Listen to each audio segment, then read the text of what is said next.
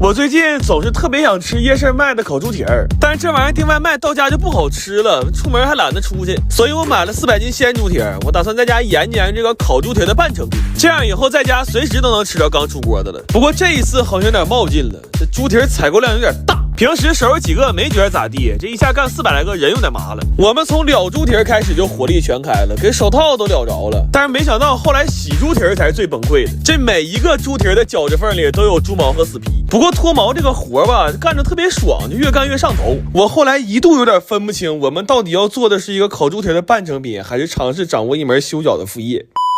这烤猪蹄儿我最近试了很多做法，发现好吃的关键是卤汤和烧烤料，但市场上卖的干料都比较压班，所以我们就按照齐齐哈尔烤肉蘸料的配方自己磨了15斤。这玩意儿磨完了，给我弟也差点磨没了。然后卤汤我提前3天就熬上了，这样才能让香料充分释放香味。但是这么大一锅汤烧上之后，屋里就没地方了，那焯好水的猪蹄儿只能找别的水源去洗。我是万万没想到，我这一代先是在浴缸里去毛，然后去厕所里洗肉，后来那卤汤甚至还是虹吸的。就现在这活干的真是越来越有那黑作坊的样了。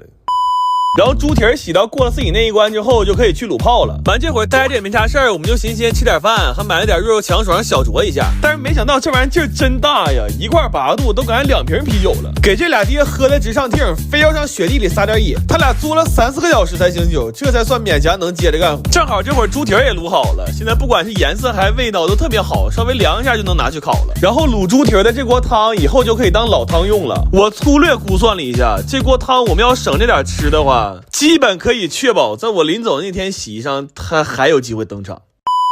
这个卤好的猪蹄儿经过果木的熏烤，再撒上一层干料，尤其是这烟飘起来的时候，那香味可太绝了。而且这猪蹄儿烤的特别糯，完了一点都不腻，皮真的是一抿就化，这肉和筋也特别有滋味。然后把它们都塑封冷藏了，现在家里只需要有一台空气炸锅，3分钟就能吃上夜市同款烤猪蹄儿。但是后来我发现了一个问题，就是干料经过2次加热之后就没那么香了，所以我们给每一份猪蹄儿又装订了一份干料。这回这半成品基本就没什么纰漏了，我认为甚至可以达到95%的夜市还原度。而且这猪蹄儿不光能烤着吃，还可以做成一份强哥同款的猪脚面，这再配上2罐肉肉强爽，这个餐标我认为哪怕放眼整个旧厂街也可以说是相当炸裂。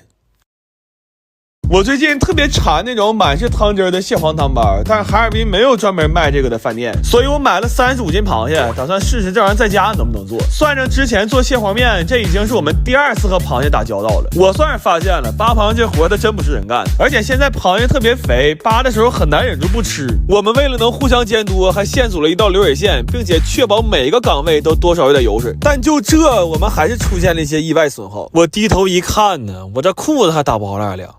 这些是我们7个小时一动没动扒出来的，炒完了一共是6斤6两。我寻思这包上包子不就能吃饭了吗？但是世事难料啊，这包子根本就没个包。这个汤包啊，它讲究一个皮儿薄，所以对手法就有很高的要求。我夯包了1下午啊，翻车了无数回，愣是没得到一个完整的包子。后来我试了一下日食记的方子，它是2叉面粉揉成团之后反复擀压15次。这老高级面粉这么干可太变态了，我一下梦回醒时酥啊！我们擀了2个小时才擀好，然后包完膜给它醒一醒就能用了。到这儿我才明白，合着扒螃蟹是这里他妈最简单的一步啊！但擀完皮儿有点饿了，就寻整口吃的先垫吧垫吧。这箱零食是我从拼多多上抢的，他们最近7周年庆加大补贴力度，出了个零食任意抽的活动。我抽到了自嗨锅、虎皮凤爪、园艺森林、乐事薯片啥的，这平时买得花好几百，现在直接白嫖。链接放评论区置顶了，这是粉丝专属入口，链接在就说明活动还在线，你们赶快去试试吧。然后这回的面皮儿就非常筋道了，甚至真的可以吹成个大气球。完包子褶我也不纠结了，爱啥样啥样吧，我决定换个思路。我这顿往里塞馅儿，最小的还包了8两。我寻思这活都干了2天了，还一口没吃上呢，我必须得来一个报复性包法。经过了2天2夜，我这汤包终于要出炉了。得力于日食记的配方，这么沉的馅儿，那包子愣是一个没破。这汤汁吸一口又鲜又甜的，这是我长这么大第一次用勺吃包子。完这蟹壳让我煮汤了，做了一锅没有科技的蟹粉豆腐，这味儿真鲜呢。然后我算了一下，每个包子最少包了5只螃蟹，光成本就200块钱了，它活该好吃。不过这玩意儿好是好，就是寒性太大了，大半夜的没敢吃姜，就把夏天做的红糖姜块翻出来了。我怎怎么也想不到啊，5个月前遭的罪，今天居然享上福了，你说这事儿整的。过年了，朋友们，灯笼挂上了，对联也贴上了。今天热热闹闹在家吃顿火锅。咱说找人来家吃火锅，最大的精髓不就是少准备多安排吗？安排这个买点这个，安排那个买点那个，一不留神就凑了一大桌子。熬了点鸡骨牛骨汤当汤底儿，给辣锅做了一盘卤味，还炸了点酥肉。这2盘是单起个锅吃潮汕火锅的。过年虽然见不着钱账，但心里还是有。今天把家里所有能涮火锅的家伙事全都翻出来了。我试图计算出一个每个人都能吃到3个不同锅底的座位分布，但是失败了。我说咱边吃边挪吧，脑子笨就得靠腿勤快了。我今天就属于是吃啥补啥了，这脑花不知道你们敢不敢吃啊？但我觉得辣锅涮它是最近滋味的。然后老串座腿也累呀，我就来几个蟹腿，这大蟹棒一口吃进去，感觉腿灵活不少。这个麻酱就是比较常见的北方蘸料，什么都有，又厚又香。看我哥调这个辣锅啊，我心说这吃辣椒也太费肚了。完了说他儿子吃辣没有男子汉样，又给他儿子调了一锅。他儿子眼神里多少对这段关系产生了一点怀疑。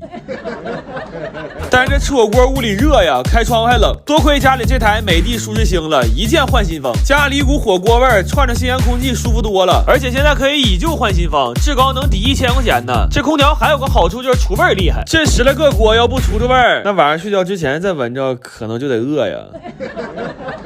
今天吃饭有意思的事儿挺多，我给你们看看啊。这个是我姑串了2次座，手里一直攥着那盘大果子。这个是我妈，因为家里吃火锅同学聚会都没去，完跟人说儿子腰闪了。这儿还有几个固定让朋友圈先吃的，这俩小子拎锅满场跑着给人添汤，我就愿意都喊来吃饭了，凑热闹嘛，过年不就图这个吗？反正我也说不出什么好听的，就祝大伙儿虎年心平气和的活着吧，好好活着。祝高尚收视长虹，红，我们拿绿的还算。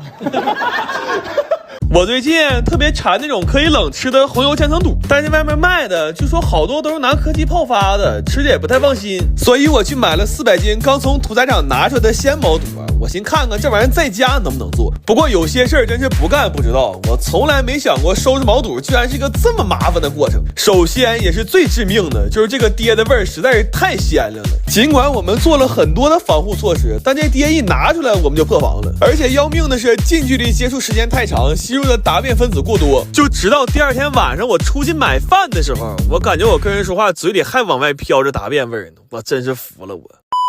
然后我本来以为给这些爹洗完了就没事了，结果后面的活更麻烦，因为现在我们只是物理上把爹洗没了，但要想让这肚完全没有异味，还得起码再洗10几遍。而且因为处理的不及时，好多黑毛肚都开始掉毛了，我们还需要把这些掉毛的黑毛肚都搓成白毛肚，然后还得摘肥油、刮底板的皴，再把它们都切成细丝儿。如果这时候肚还有异味，那需要再煮个花椒水给它们泡一下。主要最要命的是现在天热怕坏，我们干了40多个小时，基本没怎么合眼，这强度太致死了。真的就这么折腾完之后，肚洗的干不干净已经不重要了，人没没那就算是烧了高墙了。